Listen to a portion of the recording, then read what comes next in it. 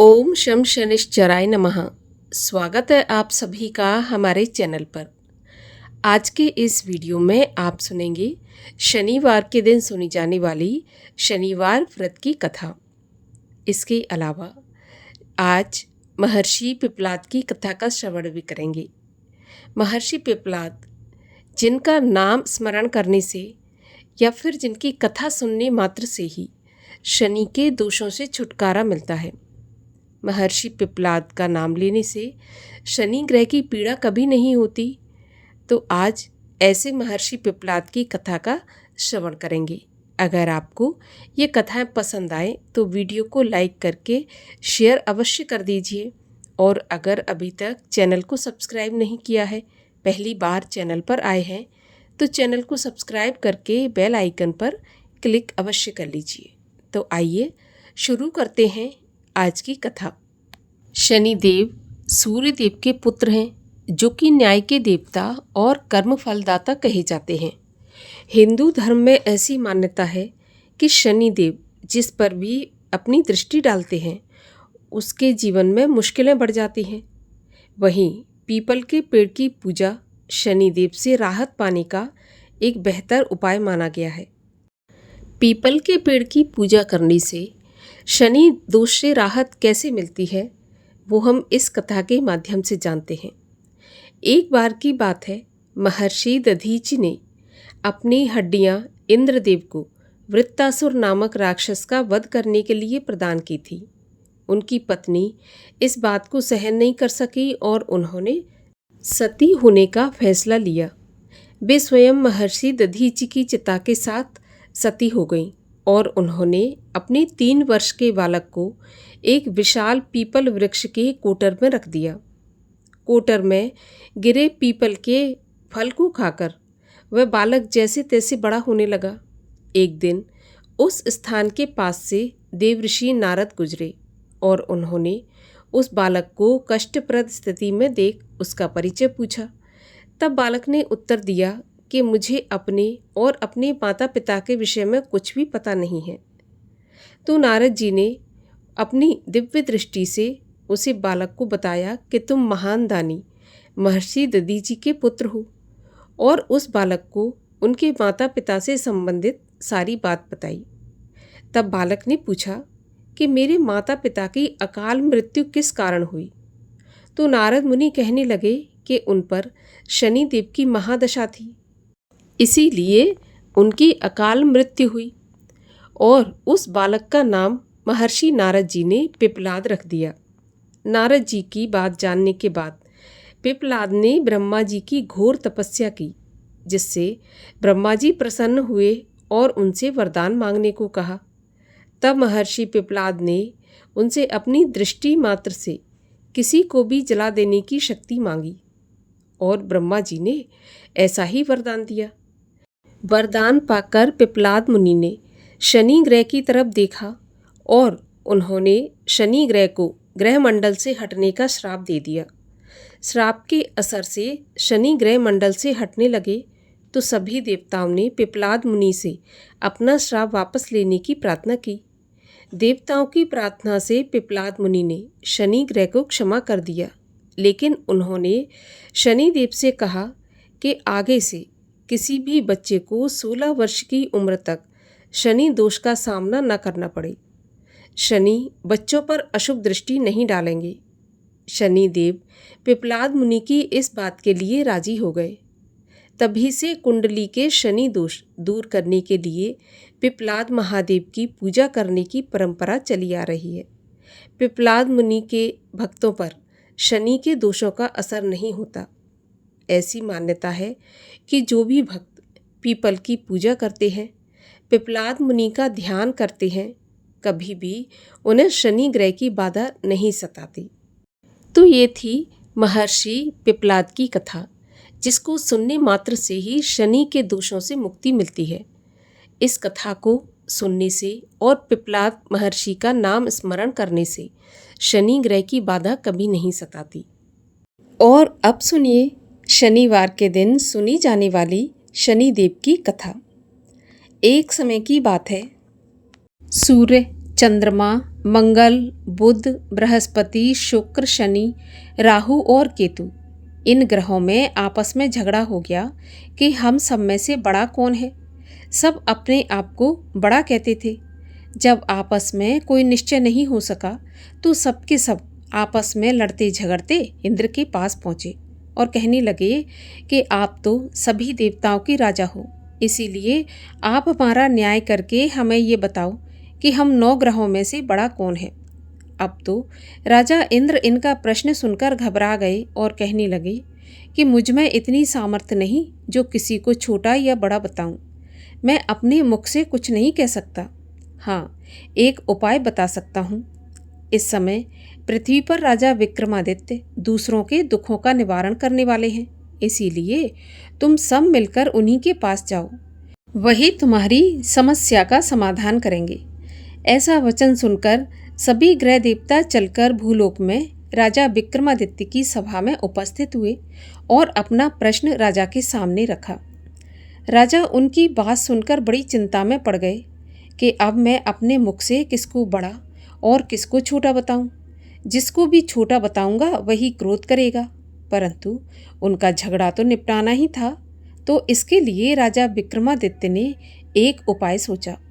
उन्होंने सोना, चांदी, कांसा, पीतल, शीशा, रांगा, जस्ता, अभ्रक और लोहा, इन 9 धातुओं के 9 आसन बनवाए। सभी आसनों को क्रम से, जैसे कि सोना सबसे पहले और लोहा सबसे आखिरी में बिछाया गया और सभी ग्रहों से ये कहा गया कि आप सब अपने अपने आसनों पर बैठ जाइए। जिसका आसन सबसे आगे होगा वह सबसे बड़ा और जिसका आसन सबसे पीछे होगा वह सबसे छोटा होगा। अब क्योंकि लोहा सबसे पीछे था और वह शनिदेव का आसन था, तो इसीलिए शनिदेव समझ गए कि राजा विक्रमादित्य ने मुझे सबसे छोटा बना दिया। इस पर शनिदेव को बड़ा क्रोध आया और कहने लगे, राजा तू मेरे पराक्रम को नहीं जानता। सूर्य 1 राशि पर 1 महीना, चंद्रमा 2.25 दिन, मंगल 1.5 महीना, बृहस्पति 13 महीने, बुध और शुक्र 1-1 महीने, लेकिन मैं 1 राशि पर 2.5 साल अथवा 7.5 साल तक रहता हूँ। बड़े बड़े देवताओं को भी मैंने भीषण दुख दिया है।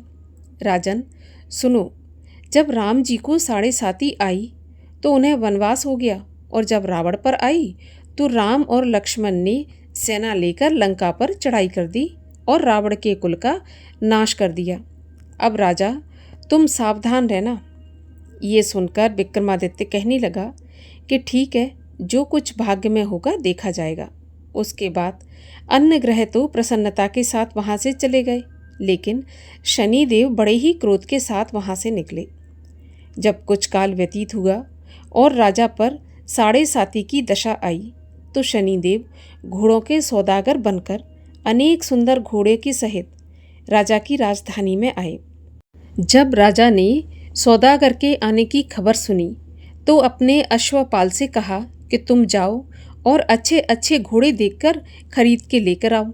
अब अश्वपाल आज्ञा पाकर घोड़ों को देखने के लिए गया और ऐसी अच्छी नस्ल के घोड़े देखकर उनका मूल्य सुनकर चकित हो गया और तुरंत ही ये सूचना उसने अपने राजा को करवा दी।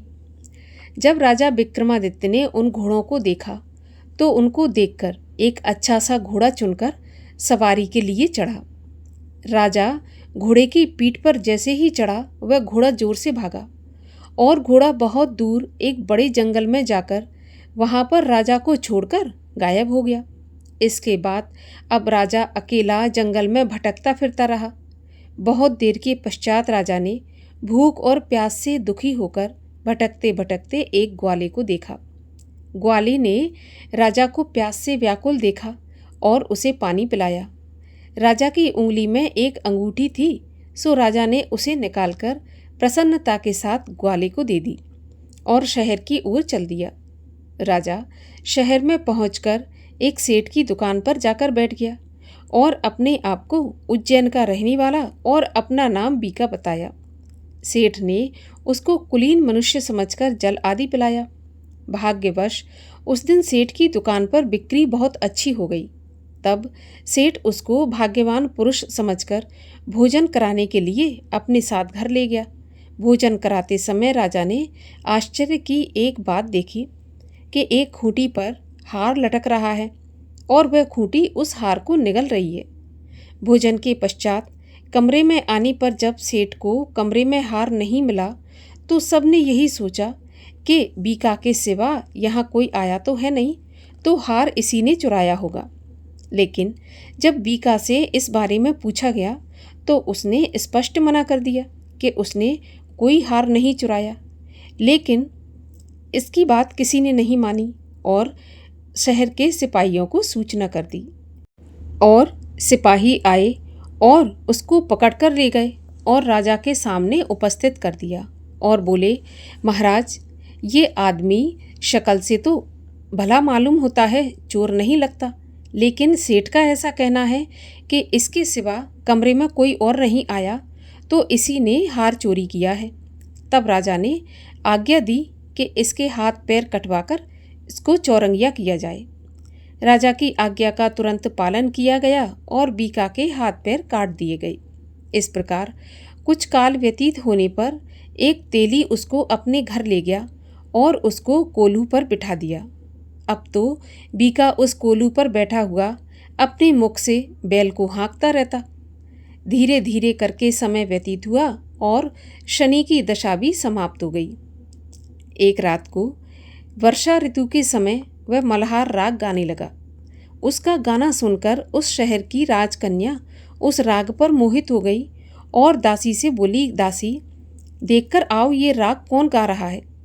तब दासी सारे शहर में फिरती फिरती क्या देखती है कि तेली के घर में एक चौरंगिया ये राग गा रहा है।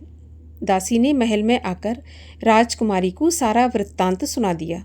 बस उसी क्षण राजकुमारी ने अपने मन में ये प्रण कर लिया कि अब चाहे कुछ भी हो जाए, विवाह तो इसी चौरंगिया से करूँगी। अब सुबह हुई और जब सुबह दासी ने राजकुमारी को जगाया तो राजकुमारी जगी नहीं और अनशन व्रत लेकर पड़ी रही। तब दासी ने रानी के पास जाकर राजकुमारी के ना उठने का सारा वृत्तांत कहा। तो रानी ने तुरंत ही वहां आकर राजकुमारी को जगाया और उसके दुख का कारण पूछा। तो राजकुमारी ने कहा, माँ, मैंने ये प्रण कर लिया है कि यहाँ तेली के घर में जो चौरंगिया है उसी के साथ विवाह करूँगी। तब माता बोली, पगली, ये कैसी बात कर रही हो? तेरा विवाह तो किसी देश के राजा के साथ किया जाएगा। लेकिन कन्या कहने लगी, माताजी, मैं अपना प्रण नहीं छोड़ूंगी। माता ने चिंतित होकर ये बात राजा को बताई। जब महाराज ने भी आकर समझाया कि मैं अभी देश देशांतर में अपने दूत भेजकर सुयोग, रूपवान और बड़े से बड़े गुणी राजकुमार के साथ तुम्हारा विवाह करूंगा, ऐसी बात तुमको नहीं सोचनी चाहिए। लेकिन कन्या नहीं मानी और बोली, पिताजी, अपने प्राण त्याग दूंगी लेकिन प्रण नहीं त्यागूंगी और किसी दूसरे से विवाह नहीं करूंगी। इतना सुनकर राजा ने क्रोध से कहा कि ठीक है, यदि तेरे भाग्य में यही लिखा है तो जैसी तेरी मर्जी। राजा ने उस तेली को बुलाया और कहा कि तेरे घर में जो चौरंगिया है उसके साथ मैं अपनी कन्या का विवाह करना चाहता हूँ। तो तेली हैरान रह गया और कहने लगा, महाराज, ये कैसे हो सकता है? कहाँ आप हमारे राजा और कहाँ मैं? परंतु राजा ने कहा कि भाग्य के लिखे को कोई टाल नहीं सकता, अपने घर जाकर विवाह की तैयारी करूं। राजा ने उसी समय तोरण और बंधनवार लगवाकर अपनी राजकुमारी का विवाह चौरंगिया बना विक्रमादित्य के साथ कर दिया। रात्रि को जब विक्रमादित्य और राजकुमारी महल में सोए तो आधी रात के समय शनिदेव ने विक्रमादित्य को स्वप्न दिया और कहा कि राजा, मुझे छोटा बताकर तुमने कितना दुख उठाया। तब राजा ने शनिदेव से क्षमा मांगी और शनिदेव ने प्रसन्न होकर राजा को क्षमा भी कर दिया और उसके हाथ पैर वापस लौटा दिए। तब राजा ने कहा, हे शनिदेव, मेरी आपसे एक प्रार्थना है, कृपा करके आप स्वीकार करें। जैसा दुख आपने मुझे दिया ऐसा और किसी को मत देना। तब शनिदेव बोले कि तुम्हारी प्रार्थना स्वीकार है। जो मनुष्य मेरी कथा सुनेगा या कहेगा उसको मेरी दशा में कभी किसी प्रकार का दुख नहीं होगा और जो नित्य ही मेरा ध्यान करेगा या चींटियों को आटा डालेगा, उसके सभी मनोरथ पूर्ण होंगे। इतना कहकर शनिदेव अपने धाम को चले गए। राजकुमारी की आंख खुली और उसने राजा के हाथ पांव सही सलामत देखे तो उसके आश्चर्य का ठिकाना नहीं रहा। उसको देखकर राजा ने अपना सारा हाल कहा और बताया कि मैं उज्जैन का राजा विक्रमादित्य हूँ। ये बात सुनकर राजकुमारी अत्यंत प्रसन्न हुई। प्रातःकाल राजकुमारी से उसकी सखियों ने पूछा तो उसने अपने पति का सारा वृत्तांत कह सुनाया। तब सबने प्रसन्नता प्रकट की और कहा कि ईश्वर ने आपकी मनोकामना पूर्ण कर दी। जब उस सेठ ने ये बात सुनी कि वह तो राजा विक्रमादित्य है, तो वह दौड़कर राजा विक्रमादित्य के पास आया और राजा विक्रमादित्य के पैरों में गिरकर क्षमा मांगने लगा कि आप पर मैंने चोरी का झूठा आरोप लगाया, अतः आप मुझको जो चाहें दंड दें, मुझे सब स्वीकार है। राजा कहने लगे कि मुझ पर शनिदेव का कोप था, इसी कारण ये सब दुख मुझको प्राप्त हुआ। इसमें तुम्हारा कोई दोष नहीं है, तुम अपने घर जाकर अपना कार्य करो। सेठ बोला कि मुझे तभी शांति होगी जब आप मेरे घर चलकर प्रीतिपूर्वक भोजन करेंगे। राजा ने कहा कि ठीक है, जैसी आपकी इच्छा। सेठ ने अपने घर जाकर अनेक प्रकार के सुंदर भोजन बनवाए और राजा विक्रमादित्य को प्रीति भोज दिया। जिस समय विक्रमादित्य भोजन कर रहे थे तब एक अत्यंत आश्चर्य की घटना सबको घटित दिखाई दी। जो खूंटी पहले हार निगल रही थी, अब वह हार उगल रही है। जब भोजन समाप्त हो गया तो सेठ ने हाथ जोड़कर बहुत सी मोहरें राजा को भेंट की और कहा कि मेरे श्री कंवर नाम की एक कन्या है, आप उसका पाणी ग्रहण करिए। इसके बाद सेठ ने अपनी कन्या का विवाह राजा विक्रमादित्य के साथ कर दिया और बहुत सा दान दहेज आदि दिया। इस प्रकार कुछ दिनों तक वहाँ निवास करने के पश्चात विक्रमादित्य ने शहर के राजा से कहा कि अब मेरी उज्जैन जाने की इच्छा है। फिर कुछ दिन के बाद विदा लेकर राजकुमारी मनभावनी, सेठ की कन्या श्रीकंवरी और दोनों जगह के दहेज में प्राप्त अनेक दास दासी, रथ और पालकियों सहित राजा विक्रमादित्य उज्जैन की तरफ चल पड़े। जब वे शहर के निकट पहुँचे और नगरवासियों को राजा के आने का समाचार प्राप्त हुआ तो समस्त उज्जैन की प्रजा अगवानी के लिए आई। तब बड़ी प्रसन्नता से राजा अपने महल में पधारे। सारे शहर में बड़ा भारी महोत्सव मनाया गया और रात्रि को दीपमाला की गई। दूसरे दिन राजा ने शहर में ये सूचना कराई कि शनि देवता सभी ग्रहों में सबसे ऊपर हैं। मैंने इनको छोटा बताया, इसी से मुझको दुख प्राप्त हुआ। इस कारण सारे शहर में सदा शनिदेव की पूजा और कथा होने लगी। राजा और प्रजा अनेक प्रकार के सुख भोगती रही। जो कोई शनिदेव की इस कथा को पढ़ता है या सुनता है, शनिदेव की कृपा से उसके सभी दुख दूर हो जाते हैं और कभी भी साढ़े साती में या ढैया में या शनि की महादशा दशा में कष्टों का सामना मनुष्य को नहीं करना पड़ता। बोलिए शनि महाराज की जय हो।